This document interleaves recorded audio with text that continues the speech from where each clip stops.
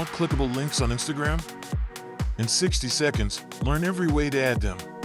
First, add a link in your profile bio, edit profile, paste your URL, then save.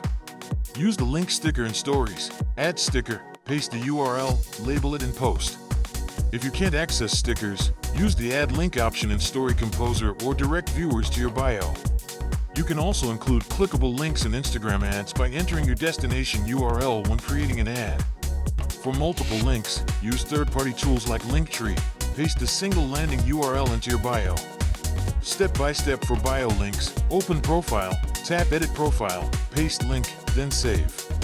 For link stickers, create a story, open stickers, choose link, paste URL, add label, then share. Story alternatives. Place a clear CTA in your story image or use a pinned comment directing to your bio link.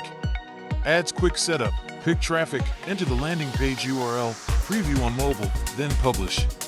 Third-party tool setup. Create your landing page, add link buttons, copy the page URL, update your Instagram bio. Now try one method. Watch the animated pointer and tap the link to test it. Follow for more tips.